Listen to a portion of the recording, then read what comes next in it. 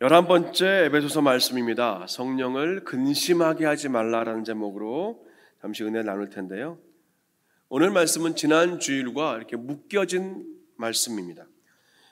지난주에 마지막 4장 24절의 마지막이 새 사람을 입으라 라고 끝나는데요. 오늘의 시작인 25절의 첫 부분은 그런즉으로 시작합니다. 풀어 말하면 새 사람을 입었으니까 이제부터는 이라는 뜻이 되겠죠. 새 사람으로 산다는 것, 새 사람의 성품으로 산다는 것이 어떤 것인가를 이제 하나씩 바울이 굉장히 구체적이고 세밀한 우리 성도의 삶의 지경들을 다루기 시작할 것입니다. 오늘 우리는요, 특별히 30절에 나오는 성령을 근심하게 하지 말라, 이 말씀에 좀 기준을 두고 전체 본문을 앞뒤로 같이 다뤄보려고 합니다. 30절에서는 성령께서 근심하신다라고 말하고 있죠. 그리고 또 로마서 8장 26절에 보면 성령께서 탄식하신다라고 말해요. 또 갈라디아서 5장 17절은 육체의 욕심들은 그 성령을 거스른다라고 말하고, 마태복음 12장 31절에서 예수님은 성령을 거역하지 말라라고 말씀하셨습니다. 이 네 구절의 공통 지점이 금세 보이실 거예요. 성령은 어떤 에너지, 기운이 아니라 인격이십니다. 우리가 인격이라는 말은 감정이 있고 소통과 공감을 한다는 말이죠. 성령은 우리와 소통하시고 공감하시며 친밀하게 다가오시는 분입니다. 그래서 때로는 근심하시고 탄식하시고 그렇게 우리와 함께 공감하며 사시는 분이십니다. 성령은 그래서 독립된 존재로 계시는 하나님이십니다. 성령은 우리가 구원받은 자라 하는 그런 보증을 해주시는 분입니다. 구원의 날까지 우리와 동행하시고 동거하시면서 파라클레토스, 우리 곁에서 항상 동행하시며 법정에서 우리의 변호인이 되어주시는 그런 함께 하시는 분입니다. 제가 지금 말씀드릴 때 분이라는 말에 조금 강조점을 둔 것은 성령께서 인격이시기 때문에 함께 하시는 기운이다라고 말씀드리지 않고 함께 하시는 분이다라고 말씀드리는 겁니다. 오늘 성경은요, 이 성령께서 새 사람을 입은, 예수 그리스도로 새 사람을 입은 우리와 함께 계시는데 이 성령을 근심하게 하지 말라라고 말하는 겁니다. 성령이 왜 근심할까요? 왜 근심할까요? 여러 가지 이유가 있겠지만 전 한 가지 키워드를 한번 골라보았는데 그것은 관계입니다. 우리와 관계가 있으시니까 근심하십니다. 이 관계와 근심은 비례하지요. 전혀 모르는 옆집 사람이나 또 잘 모르는 앞집의 아이들 때문에 식음을 전폐하고 밤새도록 고민하고 근심하는 사람은 아무도 없습니다. 관계가 있으니까 근심도 합니다. 관계가 깊으면 근심도 많아지고요. 많이 사랑하면 많이 근심합니다. 전 그런 차원에서 오늘 이 성령의 근심하심이라는 것은 우리가 하나님의 자녀이기 때문에 하시는 근심이구나 하는 그런 깨달음이 있었습니다. 저와 여러분이 예수님의 십자가 대속의 그 피값으로 사신 바 된 구속함을 입은 자녀요 성도들이기 때문에 우리 안에 계신 성령께서 근심하십니다. 사도 바울은 본인이 그 십자가 은혜로 거듭난 이후에 점점점 더 자신 안에 계시는 그 성령의 근심에 예민하게 되었던 것 같아요. 그래서 오늘 본문은요, 세 사람의 인격과 성품으로 사는 성도들이 우리가 좀 그 성령을 근심케 하지 않기 위해서 이런 부분에 예민하게 좀 깨어있고 이런 부분을 예민하게 다루어야 한다라고 그렇게 말하는 것입니다. 5가지 키워드가 말씀 안에 발견됩니다. 세 사람이 예민하게 다루어야 할 5가지 영역은요, 거짓과 그리고 분노, 손, 말과 용서입니다. 한번 화면에 보시겠습니까? 거짓과 분노와 손과 말과 용서. 좀 콘텐츠가 많지만요, 하나도 버릴 것이 없어서 우리 좀 중요한 부분만 간단하게 다뤄봐야 됩니다. 먼저 25절은 거짓을 버리고 이웃과 더불어 참된 것을 말하라 라고 하죠. 왜냐하면 우리가 서로 지체가 되었기 때문에 그렇다는 겁니다. 이 지체라는 것은 깊이 연결되어 있는 유기체를 말하지 않습니까? 왼쪽 손가락이 하는 일을 가끔은 오른손은 못 볼 수도 있을지 몰라요. 하지만 그 왼쪽 손목은 모를 수가 없지요. 연결되어 있으니까요. 게다가 머리이신 주님은 우리 온몸의 지체가 어디서 무엇 하는지 모르실 수가 없습니다.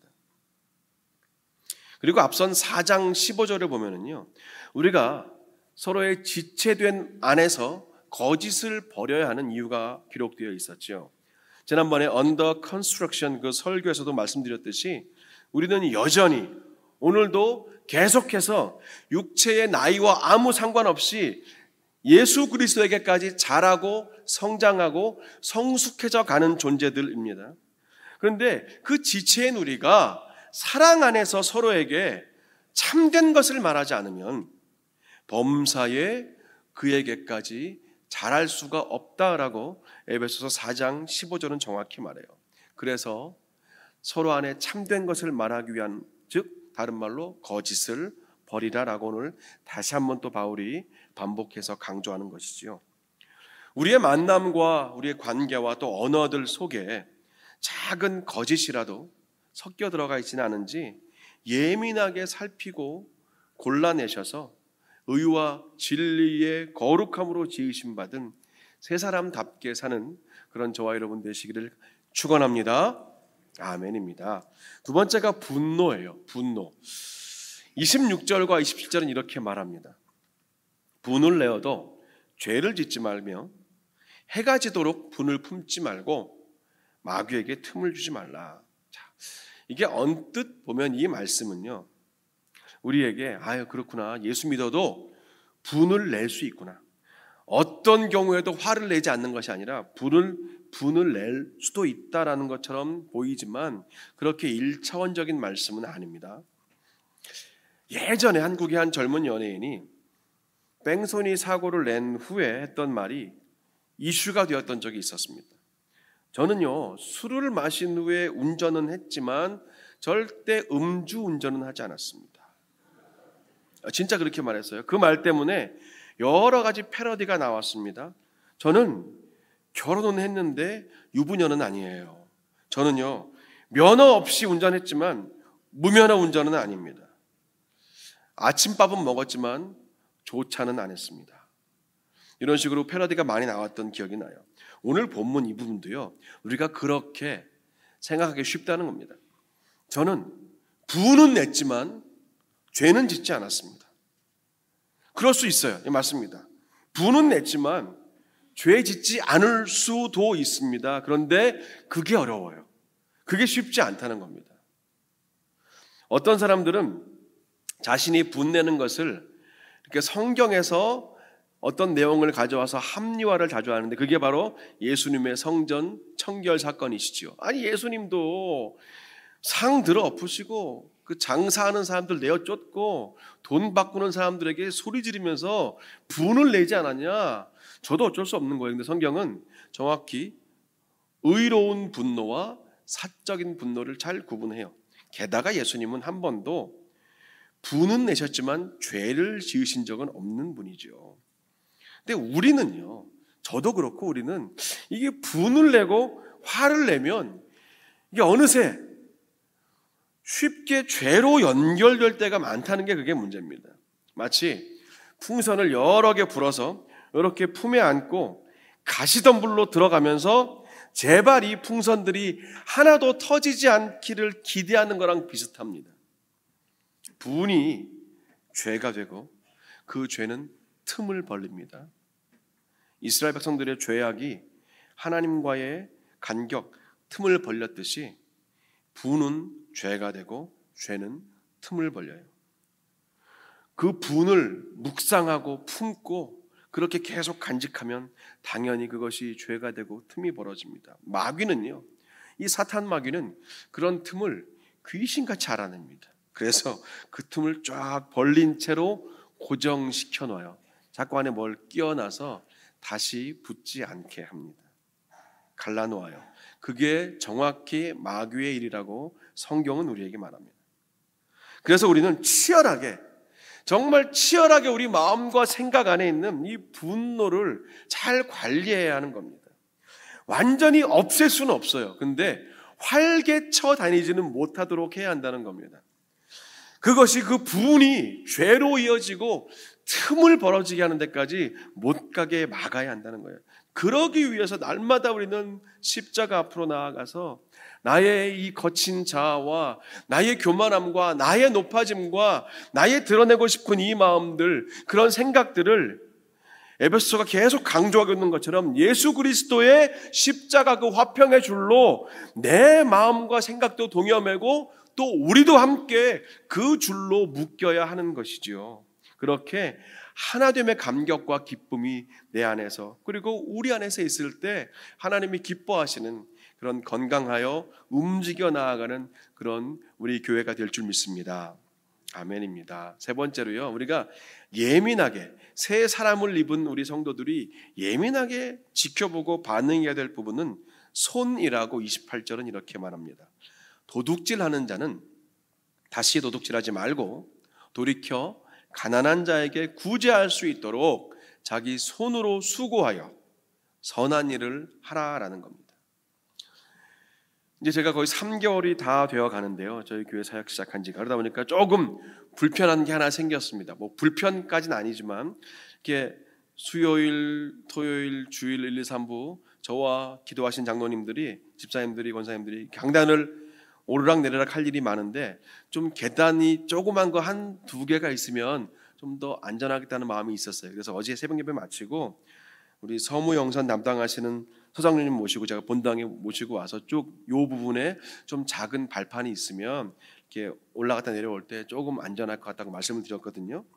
근데 정확히 3시간 뒤에 그 발판이 생기더라고요.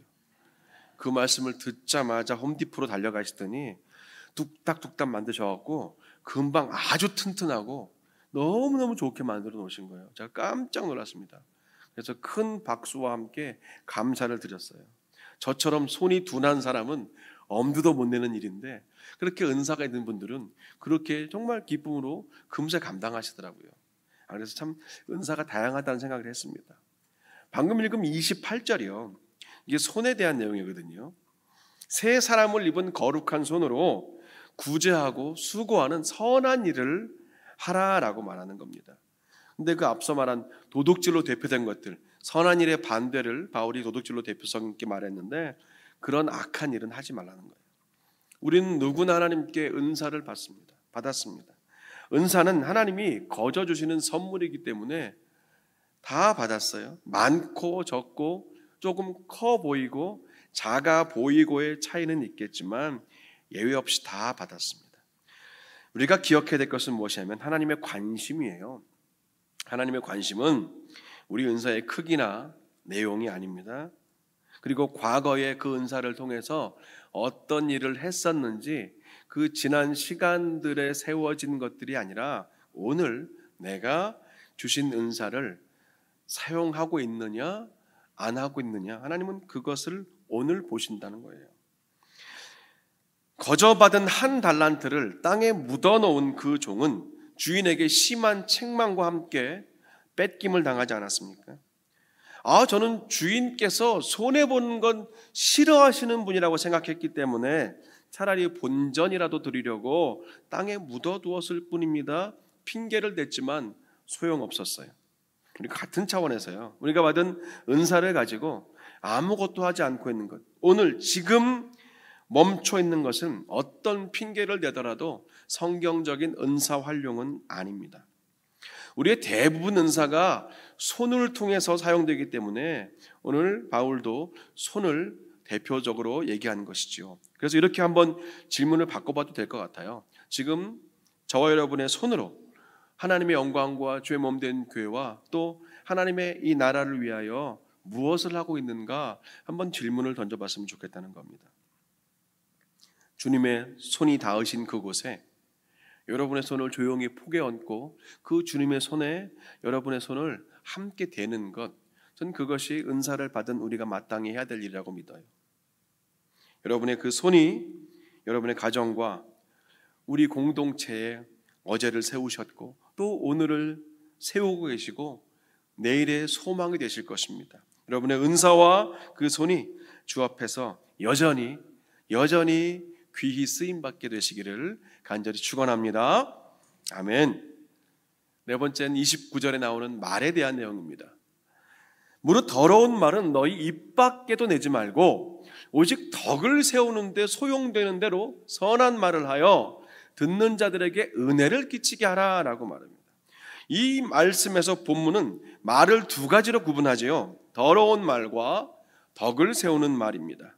이 더러운 말은 단순히 욱하면서 튀어나오는 그런 수준이 아니라 계속 안에서 곱씹은 그 말을 의미하는 거예요.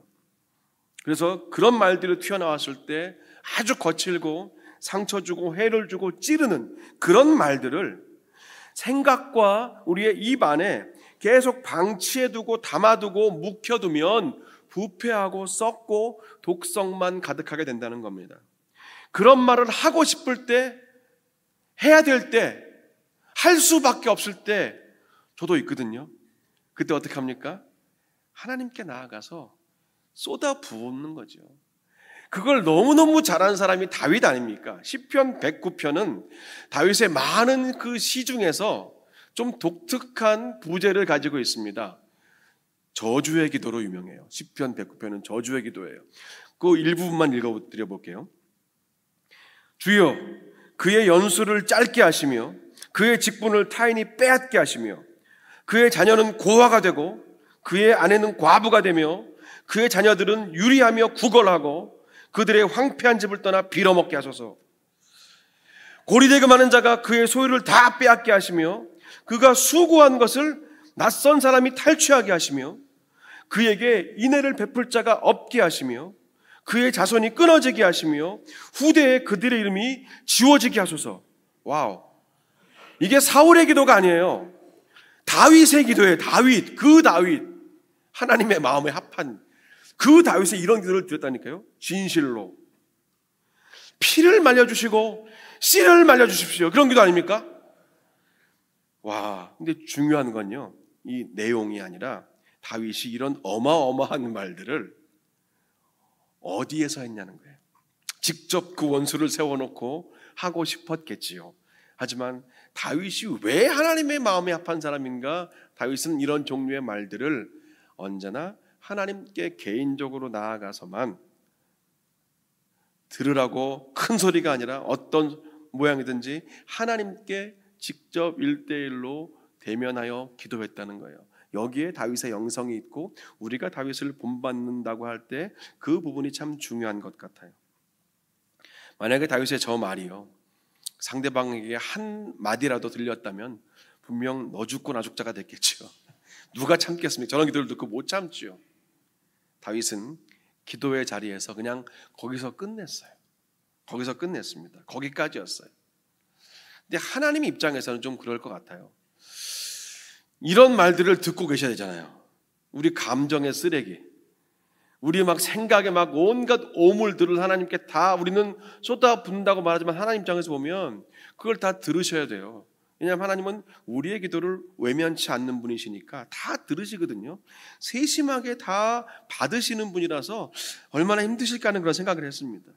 그런데 오히려 하나님 이렇게 말씀하실 것 같아요. 그래, 차라리 나한테 다 풀어라. 그게 낫지 서로 풀다가 난리 나겠다.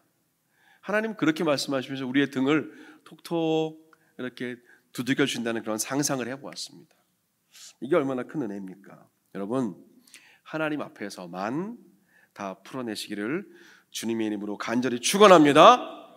마음과 생각과 입 안에 담아두고 묵혀두고 썩게 하지 마시고 부패되어 독성을 가득 품게 방치하지 마시고 예배 자리에서 기도의 자리에서 하나님께 나와 하나님께만 다 풀어내시는 그런 저와 여러분 되시기를 축원합니다. 마지막 다섯 번째는요, 세 사람이 우리가 예민하게 다루어야 될 부분, 용서에 대한 말씀입니다. 일단 31절과 32절은 크게 우리가 버릴 것과 취할 것을 이렇게 말하지요. 너희는 모든 악독과 노함과 분냄과 떠드는 것과 비방하는 것을 모든 악의와 함께 버리고 서로 친절하게 하며 불쌍히 여기며 서로 용서하기를 하나님이 그리스도 안에서 너희를 용서하심과 같이 하라 합니다. 악독, 노함, 분냄, 떠드는 것, 비방, 이것들은 악의, 즉 악한 의도로부터 시작되는 것들입니다. 그런 죄들이에요. 콜로라도에서 8년간 목회할 때 봄, 여름, 가을은요, 정말 집과 또 홀로 지켜야 될 그 교회에서 내내 그 세 계절 내내 다양한 종류의 잡초들과 전쟁을 치르며 지냈습니다. 이 잔디는 제발 좀 잘 자라라고 물 주고 비료를 주어도 푸르게 잘 안 자라는데, 이 잡초님들께서는 뽑고 약을 치고 그렇게 미워해도 어쩜 그렇게 빨리 자라는지 몰라요. 그 잡초를 뽑으면서 늘 생각했습니다. 하나님, 이것이 내 안에 있는 죄성이군요. 하나님, 이것이 우리 안에 있는 죄성이군요. 뽑아도 끝이 없네요. 잡초를 뽑을 때 제일 중요한 거는요, 뿌리를 다 드러내는 것이죠. 대충 밖으로 올라온 부분만 툭툭툭 뜯어내면 반드시 아주 빠르게 다시 올라옵니다. 같은 의미예요. 악독, 노함, 분냄, 떠드는 것, 비방, 이런 것들은 밖으로 나타나 올라와 있는 부분이고요. 그 안쪽 뿌리가 악한 의도, 악의라는 겁니다. 그래서 31절은 그 악의와 함께 그것들을 버리라라고 말하는 겁니다. 그리고 32절은 이제 우리가 품어야 할 것들을, 가져야 할 것들을 말하는데, 오늘 본문의 구조로 보면 성령을 기쁘시게 하는 일이라고 바꿔 말할 수 있습니다. 성령을 근심케 하는 것이 아니라 기쁘시게 하기 위하여 서로 친절하게 하고 불쌍히 여기고 서로 용서하라는 거예요. 근데 이 세 가지에도 뿌리가 있습니다. 그것이 바로 친절과 긍휼과 용서를 지탱하는 뿌리는 하나님이 그리스도 안에서 우리에게 먼저 베푸신 그 은혜, 그 용서, 그 친절, 그 긍휼하심을 기억하는 것이 뿌리가 됩니다. 왜냐하면요, 우리에게 있는 부모님께 물려받은 좋은 성품들도 있지요. 그리고 도덕 시간에 정말 난 이렇게 살아야겠다고 결심하여서 그렇게 잘 살면서 그렇게 지나올 수도 있는데, 그런 것들은 내 안에 있는 그 힘과 의지로는 한계가 온다는 거예요. 한계가. 긍휼과 친절과 용서는 내 안에 있는 것들만 가지고 계속 끄집어내다 보면 반드시 한계가 옵니다. 말라져 가고 금세 지치고 번아웃이 될 수밖에 없어요. 그래서 우리는 여전히 영원히 마르지 않는 샘물이신 예수 그리스도께 나아가 그분께 닿아 있어야 하는 것이지요.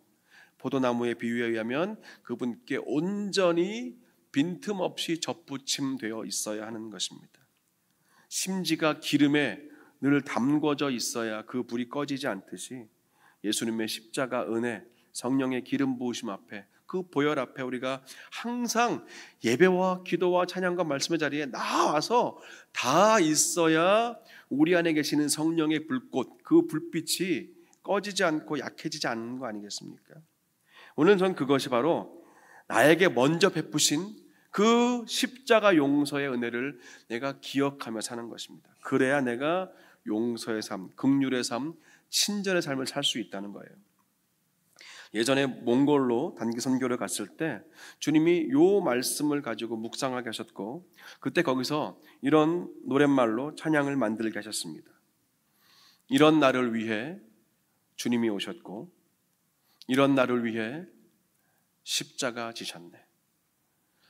여전히 이렇게밖에 살지 못하는 나를 위해 섬김이 되어주셨고, 오늘도 또 이렇게 사는 이런 나를 위해서 주님은 십자가를 지셨네. 이 한없는 사랑, 이 한없는 은혜 다 갚을 수 없어 내 삶을 드립니다. 주님, 섬김 받았으니 그 섬김으로 섬기게 하소서. 사랑받았으니 그 사랑으로 사랑하게 하소서. 내가 용서받았으니 그 용서로 용서하게 하소서. 새 사람은요, 내가 주님께 받은 그 친절을 품고 살면서 그 주님의 친절을 나누는 사람이라고 성경은 말해요. 새 사람은 내가 주님께 받은 그 긍휼을 품고 살면서 그 주님의 긍휼을 나누는 거예요. 나의 긍휼이 아니라 새 사람은 내가 주님께 받은 그 용서를 품고 살면서 주님의 용서를 베푸는 사람입니다. 우리 안에는 선한 것이 없어요. 우리 안에는 선한 친절도 없고 긍휼도 없고 온전한 용서도 없습니다. 그저 우리는 주께 받은 것을 줄 뿐입니다. 하나님의 교회는 내가 주님께 받은 이 친절과 긍휼과 용서를 나누는 것이죠. 내 것이 아니라 받은 것을 나누는 것입니다. 그래서 예배 자리가 언제나 우선순위에 있어야 하는 겁니다. 예배는 드리고 받는 시간이기 때문에 그래요. 그래야 자랑이 없어요. 자랑이 없어야 겸손이 들어옵니다. 그 겸손을 따라서 겸손의 왕이신 예수 그리스도께서 역사하시는 겁니다. 그런 곳 우리는 천국, 하나님 나라라고 부르지 않습니까? 이렇게 교회와 성도들은 이 땅에서 하나님 나라를 경험하고 다가올 하나님 나라를 소망하는 자들, 소망하는 공동체입니다. 그런 우리가, 우리 개인과 우리 교회가 되시기를 간절히 축원합니다. 아멘입니다. 오늘 우리가 성령을 근심하지 않게 하기 위해서, 그리고 동시에 성령을 기쁘시게 하기 위해서 늘 예민하게 깨어 있어야 하는 5가지를 보았죠. 거짓, 분노, 손, 말, 용서, 이 5가지였습니다. 물론 하나하나가 쉽지 않은 영역들입니다. 왜냐하면 여전히 우리는요, 임기응변이라는 포장 안에 작은 거짓말들을 자주 담아내요. 그냥 거짓이 아니고 임기응변이에요. 또 비본질적인 일들, 정말 이게 화낼 일인가? 그 비본질적인 일들로 너무 쉽게 분을 내고 그 분이 너무 자주 죄로 미끄러져 내려가요. 우리는 주께 거저받은 은사를 그냥 주신 분께 드리는 건데 그것조차 여전히 주저할 때가 많다는 겁니다. 다윗처럼 주님 앞에서 기도하기보다는 사람 앞에서 쏟아내기를 좋아해요. 이런 나를 위해 십자가 지시고 용서하신 내가 받은 용서는 쉽게 있는데 내가 해야 할 용서는 너무나 자주 그리고 오랫동안 머뭇거리고 있는 게 우리의 현실 아닙니까? 이렇게 성령을 근심케 하는 때가 너무 많지만 감사한 것은요, 오늘 말씀을 준비하는데 그렇구나, 성령이 근심하신다는 것 자체가 또 하나의 은혜구나라는 생각이 들었어요. 그런 겁니다. 자녀들이 아무리 큰 잘못을 해도 정상적인 관계에 있는 부모들은 그 잘못 때문에 연을 끊지 않습니다. 세상 모든 사람들이 손가락질 해도 부모는 자녀를 품어요. 생명을 걸고 끝까지 자녀들의 편에 서는 것이 부모입니다. 왜 그렇습니까? 내 사랑하는 아들이요 딸이니까 그렇죠. 우리를 창조하시고 예정하사 자녀 삼으시고 그 언약의 말씀과 그 섭리로 인도하시는 하나님이 저와 여러분의 아버지가 되신다는 사실은 세상에 그 어떤 관계도 줄 수 없는 안정과 평안이 있습니다.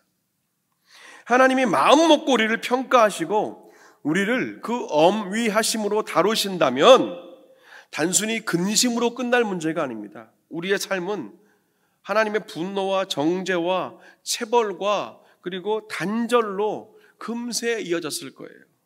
그런데 오늘 성경은 우리 안에 계시는 그 성령께서 분노하시는 게 아니라 근심하신다고 말해요. 근심하신다. 정죄하는 것이 아니라 여전히 오늘도 기회를 주신다는 거예요. 체벌이 아니라 한 번 더 기다리신다는 겁니다. 단절이 아니라 오히려 그런 우리를 더 강하게 품어주시고 꽉 안아주신다는 거예요. 저는 성령의 근심하심 안에서 이것을 깨닫게 되었어요. 그렇구나. 그래서 근심이 은혜구나.